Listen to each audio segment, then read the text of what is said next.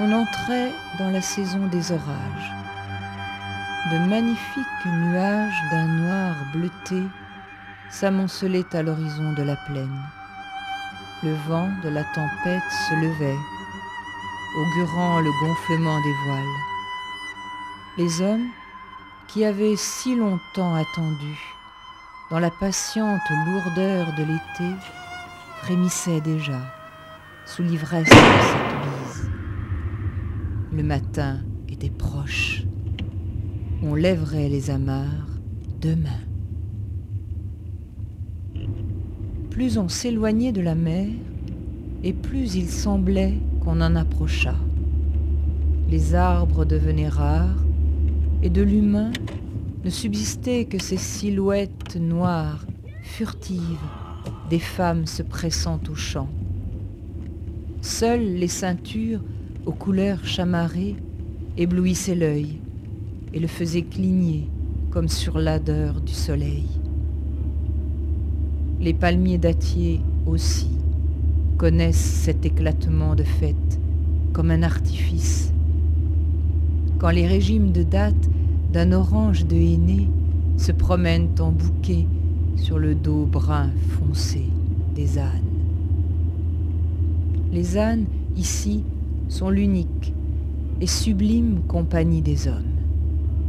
Le bruit de leurs sabots s'accorde, étonnante épousaille, avec celui du cœur. Ils rassurent, et dans l'apprentissage du désert que constituent les grands plateaux pierreux, ils résonnent juste assez pour apprivoiser le silence à venir. La route se déroule et l'impatience vous habite de quitter toujours plus le macadam pour la piste, le goudron pour le sable.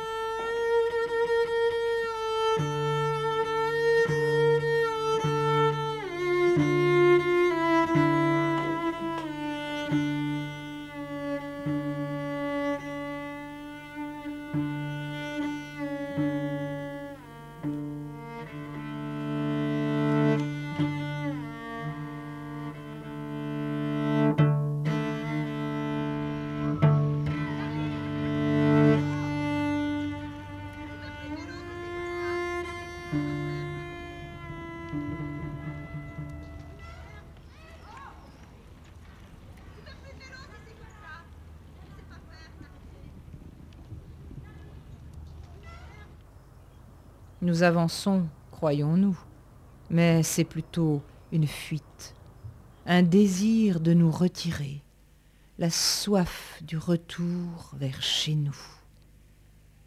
Un voyage à l'envers. Par le subtil interstice, par l'imperceptible déchirure de nos vies, nous glissons, nous coulons, comme le sang de la plaie. Nous vous quittons, toujours plus pressés d'une hâte nouvelle, toujours plus empressés du désert qui approche. Les yeux veulent se laver, et peu à peu, les images se décollent, comme de mauvaises affiches cédant sous le poids de la glu. Nous roulons, épluchant inlassablement le monde des clichés qui s'entassaient sous l'épais store de nos paupières. Si nous nous arrêtons, ce n'est ni par faim, ni par soif, plutôt pour ne pas aller trop vite, soucieux tout à coup de tant de précipitations. Si nous allions arriver trop tôt au rendez-vous, devoir supporter dans une effrayante suspension du temps qu'il ne se passe rien. Frayeur aussi de flâner. Non pour goûter l'ombre du palmier, le sourire d'un enfant qui vous tend un caméléon, ou l'arrière-goût un peu âpre du thé à la menthe, mais pour vous dérober, une fois encore, à l'invitation que la vie lance à nos vies timides. Entre vitesse et lenteur, il arrive que, sincèrement, nous ne puissions choisir. Nous devons-nous à cette fulgurance qui parfois nous traverse et écarte un pan du grand manteau? Est-ce à se ruer sans détour, sans atour, que nous convie notre hôte? Ou bien ferions-nous offense à sa si rare et si humble hospitalité, si nous ne nous contentions de nous asseoir sans un mot face à lui, pendant le temps si long où se lèvent ses paupières et où, sur nous, s'arrête son regard. Les vieillards ainsi, en tailleur, enturbanés de blanc immaculé ou de bleu indigo, veillent sur le soir qui tombe, au seuil de leur maison de terre.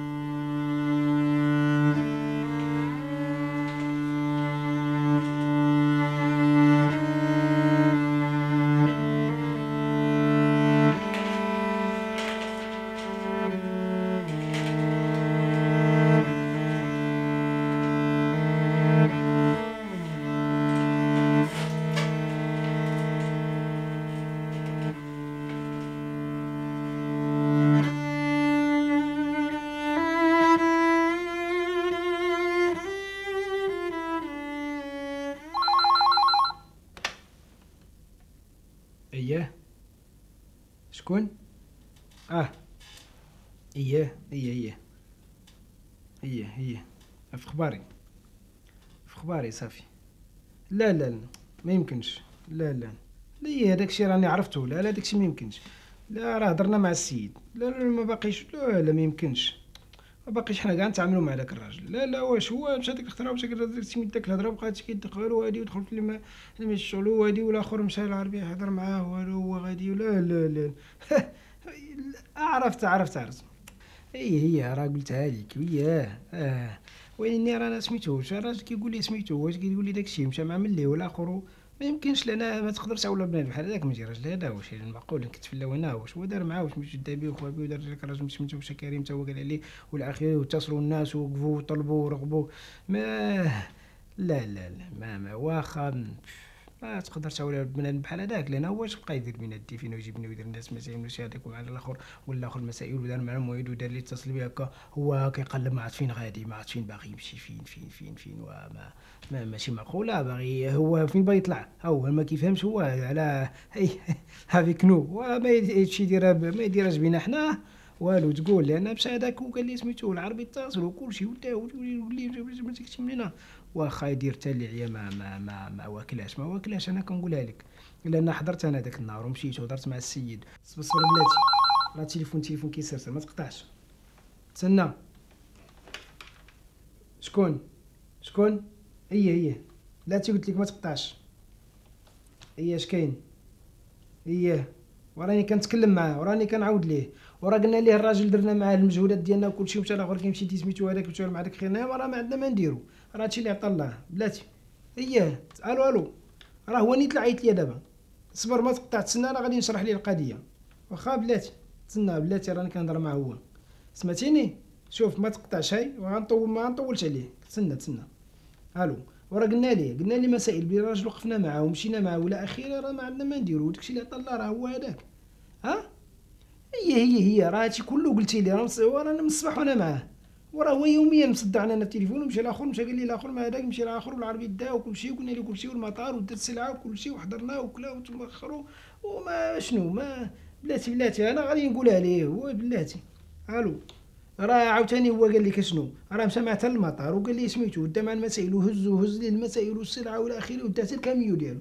ايوا راه هادشي ما كاين انا هادشي راه قلتو لك من الاول بلاتي الو لا ماشي تسنى شوف انا غادي نفضي مع المشكل غير سير انت هني راسك خلينا نتكلف او السلام سير غير نتصلوا من بعد الو صافي العربيه راه هضر معايا راه انت سمعتي دابا انت سمعتي على ودنيك شوف انا راه قلت لك داكشي كله راه ما كاينلاش مصالح شاي واخا تعيا ما دير داكشي ما طالعش هي وراني قلتها لك داك الخطره وانا داكشي قلت لك انا من الاول ومشينا ودرنا معاه واتصلنا وما خلينا ما درنا واش الرجل قال مشى مع هذاك وقال له هضره ودي الى اخره ومشى قال لي سميتو هي انا ما نقدرش بعدا ما عنديش الوقت لان كيف ما درت على كل حال انت يوميا كتضيع لي الوقت هكاك وانا كيخصني نمشي والى اخره وانا ما بقاش ندخل في هذه المسائل هي انا راه تكلمت معاه وقلت ليه ديك الهضره كامله كلها وداكشي كله راه ما يصلح لوالو لا اسمح لي انا عييت مع داك الراجل ما غاديش نبقى نتصل انايا وما بقاش ندخل في هذه القضيه اسمح لي لا انا ما بقيتش متفق مع هذا الشيء هذا والراجل ما دخلش معنا حتى في الجمعيه وحنا نمشيو ونديرو ونتكلفوا وواقفين معاه وما خلينا ما درنا لا شوف صافي انا ما تقدر يوميا تقطعوا لي وقتي اسمح لي لا صافي سيدي شوف الله يهنيك تا من بعد المهم انا دابا ما يمكنش والسلام الله يهنيك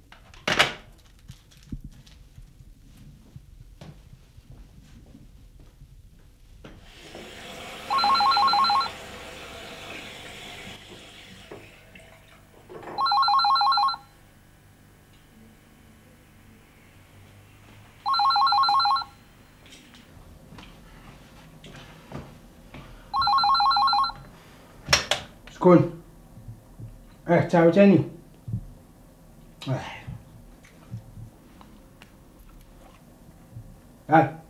كيفاش كتسمعش كتسمعنيش وراه من عندهم حتى انا ما كنسمعش وراه ما كاينش مشى لكازا صافي سلام. La rumeur des villages, de douar en douar, vient mourir sur les murets qu'incendie le couchant et que surmontent des haies d'épineux d'un cotonneux gris cendre. Dans ces contrées où l'on entretient fraternelle conversation avec le désert, la terre, pas plus que les gens, ne garde rien pour elle. Le soir, quand le soleil se couche, ensemble, ils rendent ce qui leur fut donné. Dans un embrasement soudain, inaperçu souvent, une fleur de lumière s'épanouit. C'est la terre qui rayonne alors que la fraîcheur descend. À cette heure, les oiseaux creusent à même la chaleur du sol une niche où se rouler, où s'épouiller. Pour nous, nous ne faisons que rêver ce geste-là. Et pourtant, si près, une terre de baptême au sein de laquelle se laver, se dépouiller. Très vite, il fait très sombre. Très vite, il fait très froid. Quand on a quitté l'oasis où quelques lumières scintillent sur le noir vaisseau de palme, on perd tous ses repères. Le pas hésite. On ne sait plus voir dans ce noir si profond. Sommes-nous devenus aveugles? Ou n'y a-t-il rien d'autre que cette obscurité? On retourne aux images, on se replie vers la ville, un peu déçu, honteux surtout, de s'être cru un instant, si vite, si prétentieusement l'égal du désert.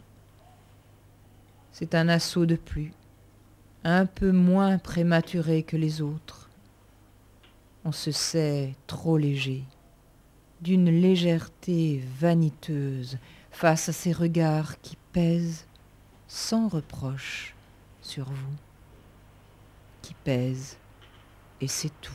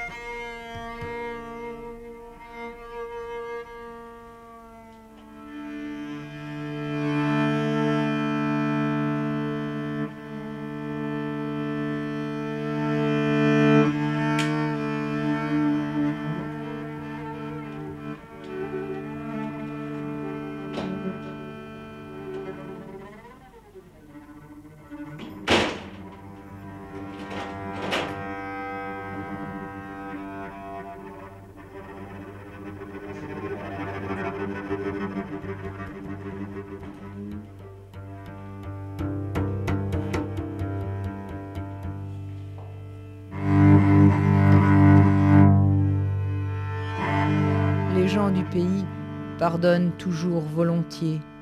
À l'étranger, son extase hâtive devant l'étonnante dune, ses paroles regorgeant d'absolu. L'étranger passe et croit pouvoir rester. Il passe en laissant derrière lui 4 vieillards sur une place de café ensablée et anachronique. Là, au bout de l'asphalte, la porte du désert, un café.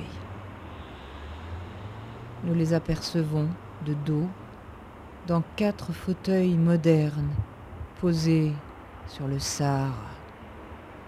Photo sensation pour album de touristes, posés sur le sable du Sahara dans une étrange familiarité, si près que je pourrais toucher de ma main une épaule.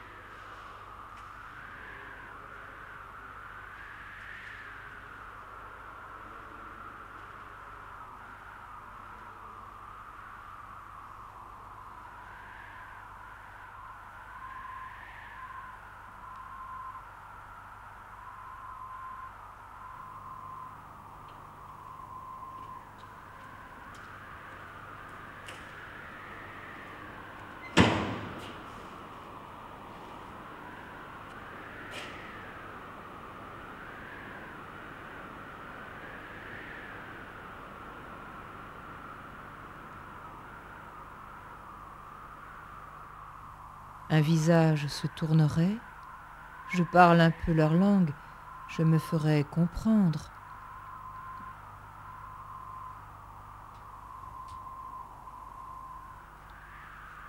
Mais maintenant, je ne sais plus ce que j'ai à leur dire. Là d'où je viens, on ne nous apprend pas à dialoguer avec les montagnes.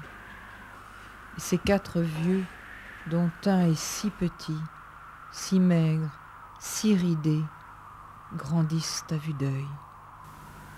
Orientés vers quelque chose que je ne vois pas, ils me tournent résolument le dos. Et c'est heureux. Ainsi, allons-nous quitter sur la pointe des pieds cette scène qui n'est théâtrale que pour nous. Nous étions venus par les coulisses pour ne pas risquer de rater son entrée au désert. On ne triche pas avec un tas de sable. On ne fait pas semblant de se dénuder pour exhiber sa luxueuse lingerie de nuit. Avec un tas de sable, on joue. De cet enjeu gigantesque, comme quand on était petit et que jouer, c'était montagner.